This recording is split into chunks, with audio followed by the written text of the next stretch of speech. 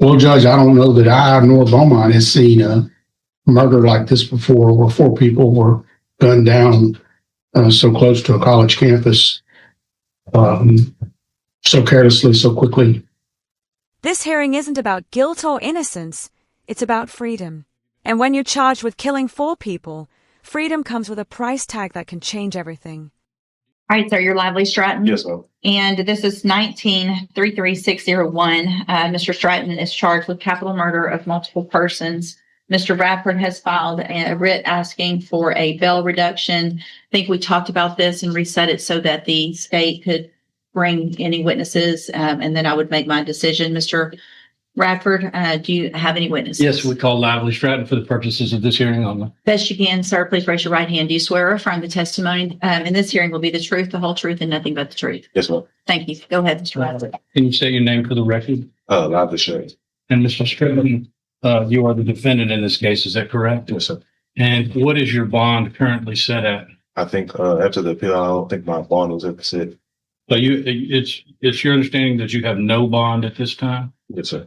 What was your bond set at prior to your trial? I think it was $1 million bond. Okay. And prior to this incident, have you ever been convicted? Well, you hadn't been, this conviction was overturned by the Court of Criminal Appeals, correct? Yes, sir. And prior to this incident, were you ever convicted of any crimes? No, sir. Where did you live at this time? 7 years behind bars already. That's not a short wait. Whatever side you're on, that kind of time changes a person. But here's the reality. The court isn't deciding how long he's waited. It's deciding whether the community would be safe if he walked out today. In Beaumont. In Beaumont, did you have a job? Yes, sir. Okay, how long have you been incarcerated? Going on 7 years. 7 years? Do you have any substantial savings or any monies that you have collected? No, as far as my bond, everything would be no contributions from like friends and family. Okay. And if the judge were to set a $250,000 bond, do you think it's possible that you had family members and friends that could make that amount? It'd be a stretch, but I think it'd be possible. Okay. Pass away. Any questions? Mr. Patton, tell me about the means that your family has. What do your parents do? What kind of assets do they have? What kind of income do they have? Well, my mom, she gets Social Security disability. My uncle, he's been a professor for the last 30 years. So I'm pretty sure he's got a good amount like saved up in travels and stuff like that. Do your parents own their homes? No, ma'am. Do they have cars? Does your uncle own his home? He probably does as well. And he's a professor at Lamar? No, he lives in another state. So would you agree with me that amongst the members of your family, you have considerable means to try to post a bond? I wouldn't even say considerable because I mean, my uncle is really like kind of tight as far as his money wise. So it'd just be even if he feels like doing it for me. I don't have anything for you, Judge. All right, thank you. Any other witnesses? That's all I have, Judge. Ms. Malfino? Judge, I will call Detective Coffin. Good morning, sir. Would you please raise your right hand? Do you swear or affirm the testimony you're going to give in this hearing will be the truth, the whole truth, and nothing but the truth? Thank you. Go ahead. And before beginning, Judge, I asked the court to take judicial notice of the trial that you presided over some years ago, which gave you obviously a very good insight into the totality of the circumstances and the facts involving this case, and that there were 4 victims of this case. So just ask Detective Coffin, would you state your name for the record? My name's Frank Coffin. And were you one of the lead detectives on the case State versus Lively Stratton? Yes, ma'am, I was. And that involves the homicide of 4 individuals here next to Lamar campus here in Beaumont, Jefferson County. Yes, ma'am. And this is where the emotional weight of the case hits. 4 lives lost, near a college campus. That detail alone makes this feel bigger than just one defendant. And you were involved heavily in the trial process, preparation, et cetera, and you know what came before the court. Is there anything that you would like to add for Judge West's consideration with respect to a bond being set for Lively Stratton? Well, Judge, I don't know that I nor Beaumont has seen a murder like this before, where 4 people were gunned down so close to a college campus, so carelessly, so quickly. And I I can't recall anything like that before. So I think that it in itself states that's a significant event as far as murder is concerned. Detective Coffin, based When the detective says there's no upside to not leaving, that's prosecution language for one thing: flight risk. If someone is facing life in prison again, what incentive do they have to stay? That's the fear the state is leaning on. Coffin, based on all of your years of training, experience, investigation of homicides, etc., do you feel like Lively Stratton presents a significant threat to the community of Beaumont if he is released? Significant threat. And do you feel like based on the totality of all these circumstances, there's a great likelihood of his flight if he is released? I would imagine that there would be, if knowing what he's faced with, knowing the amount of time that he'd already been sentenced to prison, the time that he can be sentenced again, there's no upside to not leaving. I don't have anything further, Judge, unless the court does. From the detective, I just have a couple of statements for argument. Okay, no, thank you, sir. Judge, You have to ask questions. I'm sorry. Detective Coffin, you testified. But then comes the defense strategy. They subtly chip away at credibility. The detective didn't testify, didn't watch the trial. That doesn't erase the allegations, but it does raise a question. How much weight should his opinion carry? You testified at the trial, is that correct? No, I didn't. You did not? Did you observe the trial? I did. Okay. Well, no, I did not. So you didn't watch the trial and you didn't testify at the trial? No. Okay, so you don't know what happened at the trial? I was not there for the day-to-day, but I do know what happened. I was here at the courthouse helping prepare with evidence, with witnesses. But you didn't watch the testimony, did you? With interviews. I did not watch the individual testimony.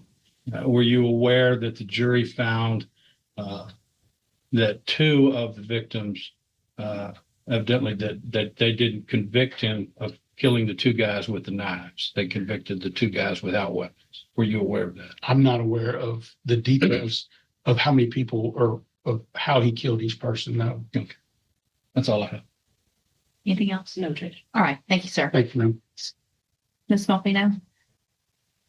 Judge, I would ask for a bond in this case that is equal with what the facts of this case are, with the fact that we have 4 homicide victims. I think an ask of $250,000 is extremely low. I think it's offensive to the court to ask for a number like that for all 4 individuals, maybe $250,000 per individual. So that's back at the $1 million bond that he was originally set on. The court, unfortunately, is required to set bond on multiple murders in Jefferson County on a quite frequent basis these days. And I think something in excess of $1 million is more than a reasonable ask in this case.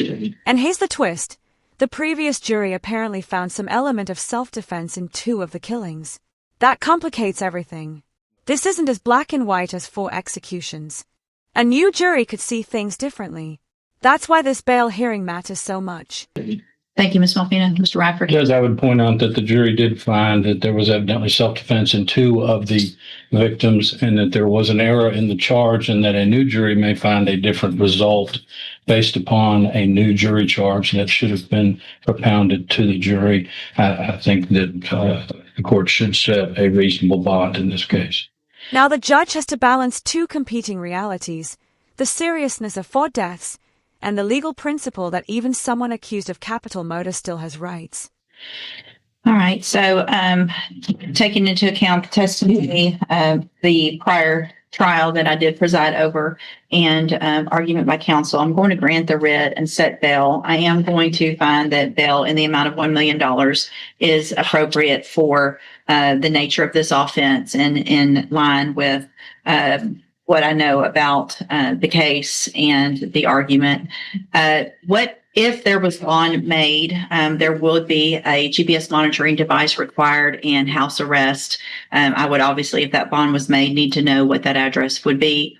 And then we will get the case set for an announcement and then move it to the trial as quickly as any you guys are ready to do that. Do we have a discovery? And Judge, I do have an update while we're here on it. Sure. with respect to discovery. Ms. Mayfield was very diligent in going through what we were able to locate on some thumb drives that we had made as just a backup in this case. Obviously, with the age of the case, et cetera, the court is aware of some of our hurdles we've had in recreating this massive file. Basically, we've also been working with Detective Coffin and BPD to make sure that we can get everything that is available to us to provide to Mr. Radford. I have done a spreadsheet type itemization of the media that I believe is there. What I would ask, so that counsel and I are on the same page and make sure we both have the same things, is that he would go through and itemize this in comparison with mine and make sure to let me know if he feels like there's anything that's missing. I will do the same now with this media itemization. I will go through and compare it to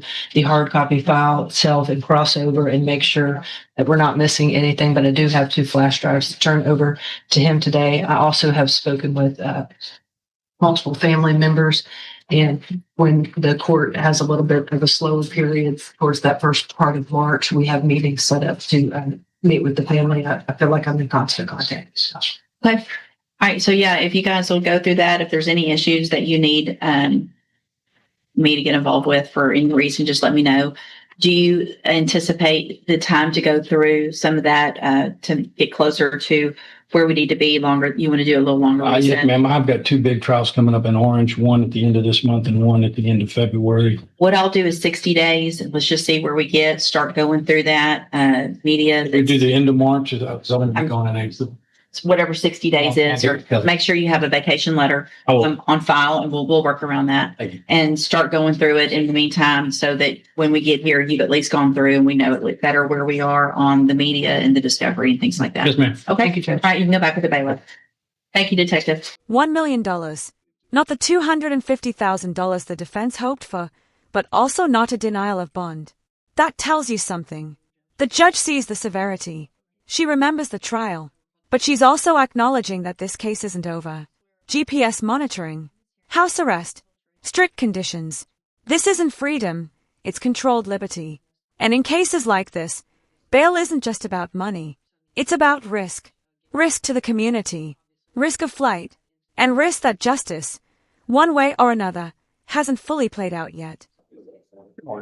Good morning.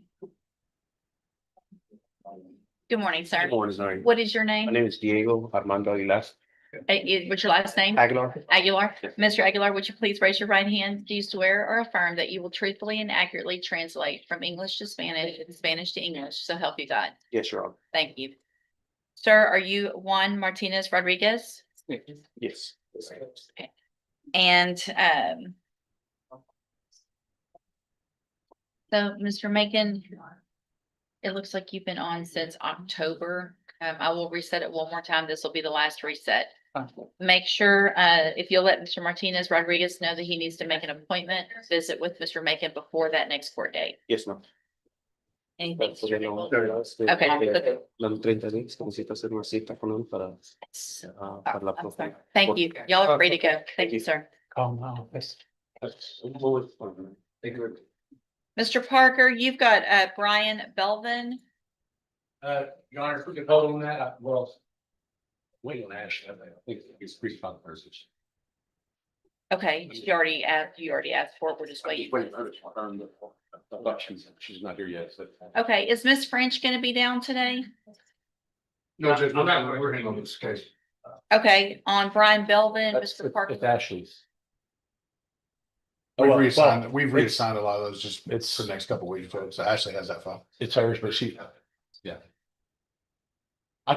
Is she gonna know today is my question. I don't know. I mean, Okay, I would, is Miss Malfino on her way? She is. Okay, we'll hold it until she gets here. There was a bad wreck on I-10. Yeah, She said slow road. yeah, Miss Warner had to.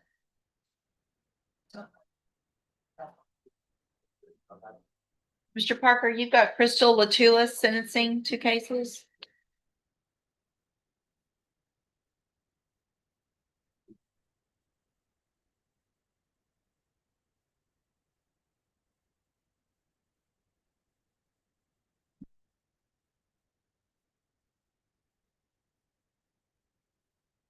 There you go. Good morning. Are Good you morning. Crystal Latulis? Yes, Your Honor. And Ms. Latulis was previously in court, entered pleas of guilty in cause numbers 25 DCCR 0850 and 0851. I've received that pre-sentence report. Has everyone had an opportunity to review it? Yes, Your Honor. Yes, Your Honor, we have. Any additions or corrections? No, Your Honor, not from the state judge. And so what is the status? Is Child Protective Service still involved or have they closed out their case? They closed it. And where are the children? I have 4 of them with me and 1 of them with my grandmother, Your Honor. And that is what the plan was with CPS? Yes, ma'am. Yes, Your Honor. So Kylan, the one that had to do with this offense is with the grandmother? Yes, Your Honor. What is the plan with regard to him? I'm sorry, is it a boy or? It's a boy. Is the plan for him to stay there? Or are you wanting to have him back? Yes, ma'am. I want to have him back, Your Honor. Gilbert? Gilbert?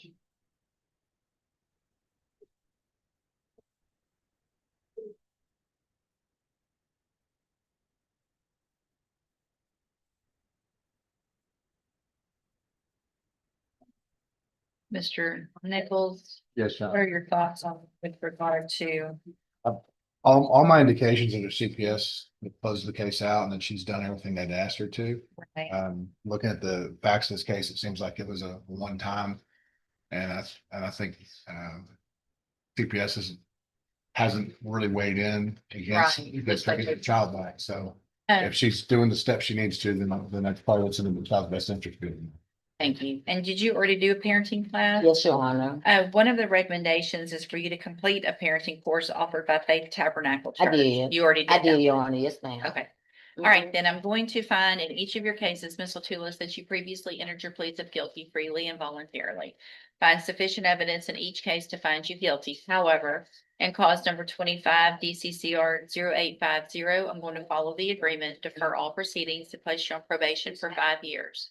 You're ordered to pay a $500 fine in that case and follow all of the rules and conditions of probation. Yes, ma'am. And cause number 25 DCCR 0851, also find sufficient evidence to find you guilty. I'm going to follow the agreement in that case also and Yes, defer all proceedings, place you on probation for 5 years. Yes, ma'am. You're ordered to pay the $500 in fine in that case and to follow all of the rules and conditions of probation. It sounds like you're already well on your way to doing what you need to be doing. I'm not at this time going to order the no contact. It looks like you've already followed through with the parenting class and everything you needed to with CPS. Yes, ma'am. Obviously, especially this child needs special care. Yes, ma'am. And so, you know that Yes. as well as anybody. Yes, I do, Your Honor. If you do everything that you're supposed to on this probation, then Mhm. this is a great opportunity because you don't have felony convictions on your record. And if you successfully complete the Mhm. probations at the end, your cases will be dismissed. You'll never be a convicted felon. Thank you, Your Honor. The other side of that, though, is if you violate any condition of the probation, don't follow any of the rules, you could be brought back into court. You could be found guilty in each of the cases and you could go to prison for anywhere between 2 and up to 20 years. You understand? Yes, Your Honor. All right, I'm handing you the trial court certification that shows these were agreements that I followed, and so you waived your right to appeal. Yes, I You did. need to have a seat here in the courtroom. Probation's gonna call you up to her desk when she's ready to go over your paperwork. Yes, Your Honor. Good luck. Good to you. day. Yes, ma'am. Thank you, Your Honor. Ernest Sinette, He was there, well, he's here. He just because of the election village. We doing pre-trial and bail there? Should, okay. JCBI. I mean, JCBI, so, yeah. Sorry, I got stuck in an hour Okay. plus of traffic. You live at Central Park.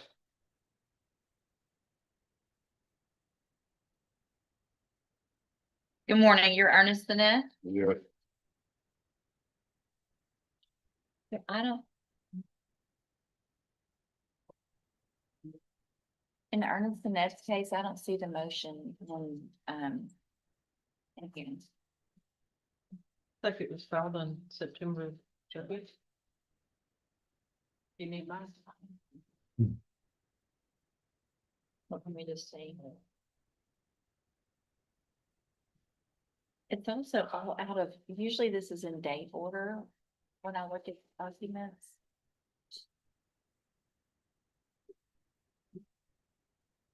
So maybe it's someone's name. Nope,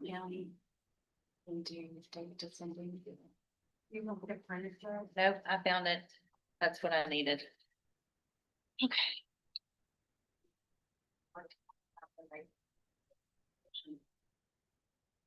It just changed stuff that. Because it's a new computer, it put his name on the previous set.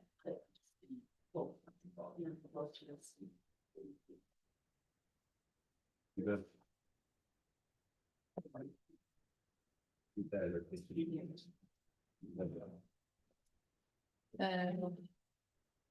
don't know what I just did here either. Sorry, give us just a minute. New computers. So I did add a new document version, but it just did this. It usually says prior version underneath it, so I don't want to mess up. It's like that. Try. Yeah. Where are the other? Let's try it again.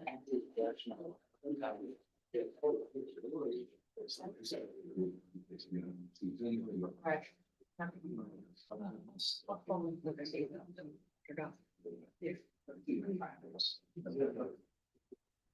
Doesn't on hers. Communication of everything that he's been to. I sent it to you. I think I have to send it to Pam. Yes, thank you. So I can get one if you need it. No, ma'am.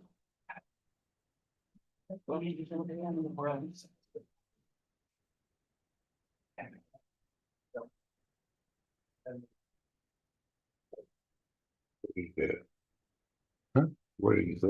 This is your motion to revoke. I was telling you that earlier. They say you found it.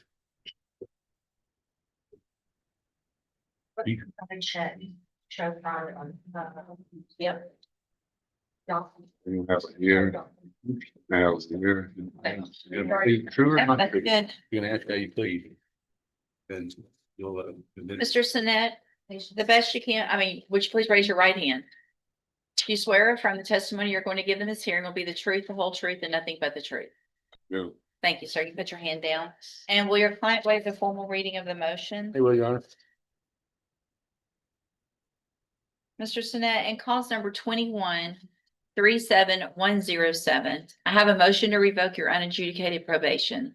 Shows that you were placed on probation February 17th of 2025 for the offense of indecency with a child by sexual contact. And that was a 10-year deferred probation. Is that correct?